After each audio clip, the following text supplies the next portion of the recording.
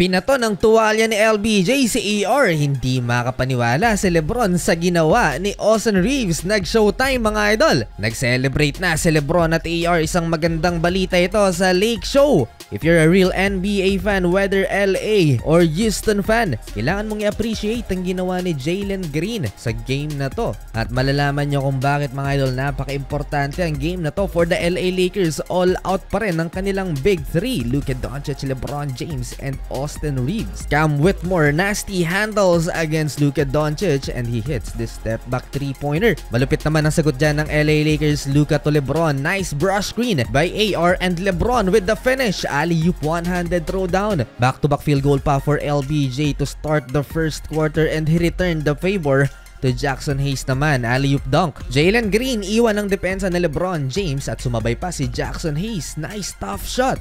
Alam nyo ba mga idol na itong si Jalen Green ay so far walang may naimintis na laro ngayong season. Last season he played 82 games din for the Houston Rockets. Nagabol ng 6 points ang LA Lakers pero dahil sa 15 points sa first quarter ni Luka Doncic, nakalamang ang purple and gold mga idol, 38-32. 9 points naman si Austin Reeves. Habang papalapit ng playoffs, mas lalong ginaganahan itong si Luka Doncic. Alam nyo ba mga idol na itong si Luka, ang active player na may highest points per game in the playoffs with 30.9 points per game, sumunod kay Michael Jordan with 33.4 points per game sa postseason. Second quarter, LeBron takeover. That's a tough reverse layup for LeBron. Eto pa, cutting dunk. Namamagana ang lamang ng Los Angeles Lakers dito sa second quarter. LeBron James back-to-back assist and Luka Doncic mga idol nang ipinasok. Pinalobo pa sa 20 ang lamang ng purple and gold. Non-bearing game na ito for Houston Rockets. Manalo man sila dito o matalo, mananatili sila sa rank number 2 sa Western Conference. Abang LA Lakers hindi pa pwedeng mag-relax dahil pwede pang mabago ang standing sa Western Conference in the top 3, 4, and 5th spot. Well, halftime 78-56, 22-point lead for the LA Lakers. Well, eto ang rason kung bakit dapat bigyang credit pa rin si Jalen Green. Despite of the load management era, mas pinili pa rin ni Jalen na maglaro for the Houston dahil meron siyang choice na hindi na maglaro for the non-bearing games ng Rockets dahil gusto ni Jalen Green na masulit ng mga fans ang kanilang binabayarang ticket with him playing on the court. Syempre kasama na din yon yung 82 games completion ni JG for second year in a row.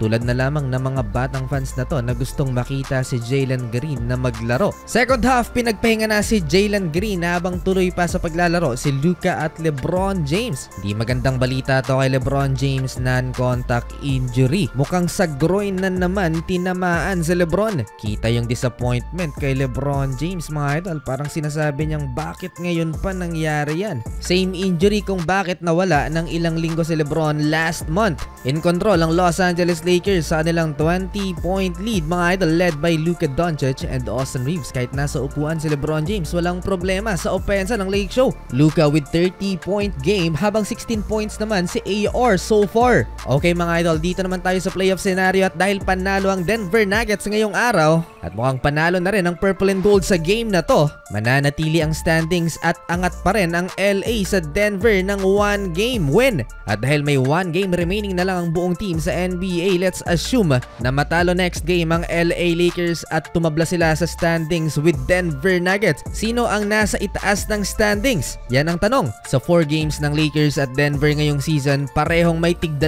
panalo mga idol ang kuponan ng Lakers at Nuggets. So wala na yung head-to-head record mga idol dahil tabla. Ang susunod na pagbabasehan ay ang conference record kung saan mas lamang ang Los Angeles Lakers with 35-15 records sa West kumpara sa 33-17 record ng Denver Nuggets. So hindi na importante kung maglalaro pa ang Big 3 ng LA Lakers sa kanilang last game. Masecure lang nila ang panalo kontra Houston Rockets. Ay sigurado na sila sa 3rd spot. And lastly, bakit hindi ko na sinama yung LA Clippers kahit tumabla pa mga idol dahil tinalo ng Lakers 3 beses ngayong season ang kanilang rival team sa LA. Balik tayo sa laban mga idol, at the end of third quarter, nagtala na ng 39 points, 8 rebounds, 7 assists si Luka at lamang ng 20 ang purple and gold. Fourth quarter, Austin Reeves, what a move! And one basket. Hype si Lebron doon. Binato ng tuwalya ni LBJ, binalik din ni AR. Mukhang okay naman na si Lebron, hindi na siya pinasok pa ni JJ Redick sa fourth quarter for precautionary measure. Showtime mode on si AR mga idol dahil wala na sa court si Luka Doncic, pahinga na. Hype na naman si LBJ. Well, great news for the Lakers fans. Panalo mga idol, magkakaroon ng home court advantage sa first round ng playoffs. Hype pa ang crowd nang ipinasok si Bronny dahil malaki ang lamang ng Lakers last 4 minutes.